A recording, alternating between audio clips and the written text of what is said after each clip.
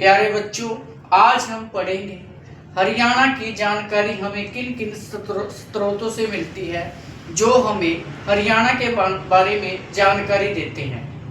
हरियाणा की जानकारी 3 कालों से मिलती है। सबसे पहले है प्राग ऐतिहासिक काल। कौन सा? प्राग ऐतिहासिक काल। इससे हमें कोई भी लिखित साक्ष्य नहीं मिला। इसी काल को पाषाण काल कहा जाता है।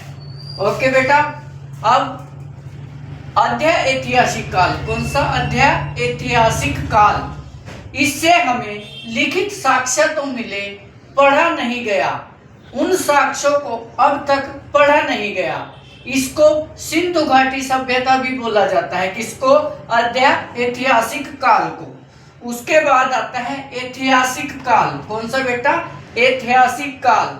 ऐतिहासिक काल से लिखित साक्ष्य मिले, पढ़ा भी गया, उन साक्ष्यों को पढ़ा भी गया। इसी को ही वैदिक काल और उत्तर वैदिक काल कहा जाता है। समझ आया बेटे?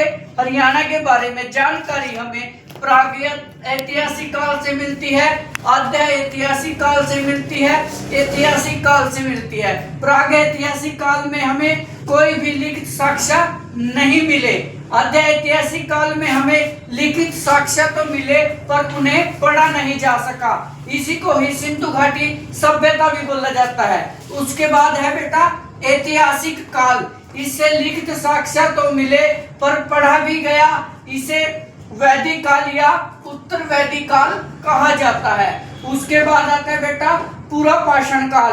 कौन सा बेटा? पूरा पाषाण काल को अखेटक, पूरा पाषाण काल को अखेटक खाद्य संग्रहक के रूप में भी माना जाता है। किसके? पूरा पाषाण काल को अखेटक खाद्य संग्रह के रूप में भी जाना जाता है। पाषाण काल में औजारों को माइक्रोलिथ कहा जाता था। क्या कहा जाता था? माइक्रोलिथ कहा जाता था। पाषाण काल में औजारों को क्या कहा जाता था? माइक्रोलिथ कहा जाता था। नव पाषाण काल में, ये याद रखना बेटा, इंपॉर्टेंट क्वेश्चन है, नव पाषाण काल में पहिए का आविष्कार हुआ। आपसे पूछ लिया जाता है पहिए का आविष्कार कब हुआ, तो आपको बताना है कि नव पाषाण काल में पहिए का आविष्कार हुआ। उसके बाद आते हैं बेटा मध्य पाषाण काल में। किसमें बेटा? मध्य पाषाण काल में कुत्ते को फालतू पशु माना था। किसको फालतू पशु माना था? कुत्ते को फालतू पशु माना था। मनुष्य के स्थायी निवास थे। क्या थे? मनुष्य के स्थायी निवास थे। कब? नव पाषाण काल में। कहाँ बेटा? नव पाषाण काल में मनुष्य के स्थायी निवास थे।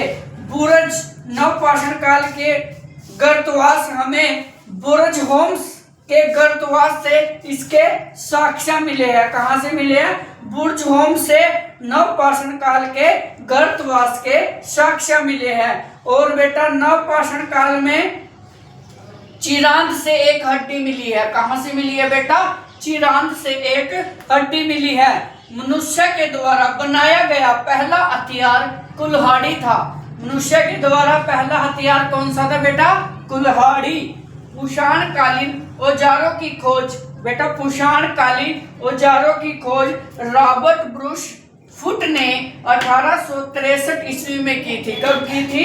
1863 ईस्वी में की थी। लघु अश्यम का अर्थ होता है औजारों का छोटा रूप। लघु अश्यम का मतलब अर्थ क्या होता है बेटा? औजारों का छोटा आकार। पिंजौर से हरियाणा का सबसे पुराना साक्ष्य मिला है। कहाँ से मिला है? पिंजौर से हरियाणा का सबसे पुराना साक्ष्य मिला है। उसके बाद बात करते हैं बेटा अरावली क्षेत्र। अरावली क्षेत्र फिरोजपुर झिरका। कहाँ बेटा? फिरोजपुर झिरका। कहाँ से बेटा? फिरोजपुर झिरका।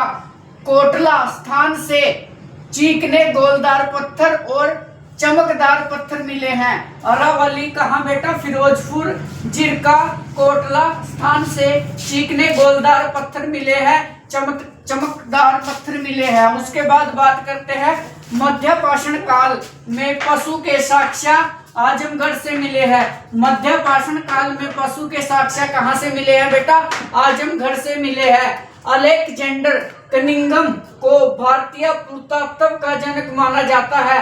अलेक्जेंडर कनिंघम को भारतीय पुरातत्व का जनक माना जाता है।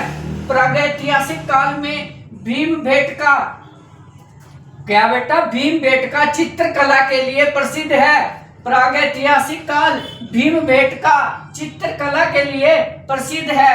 एक ही कमरे में 3 कंकाल हमें कहां से मिले हैं? दमदमा से मिले हैं। कहां से मिले हैं बेटा?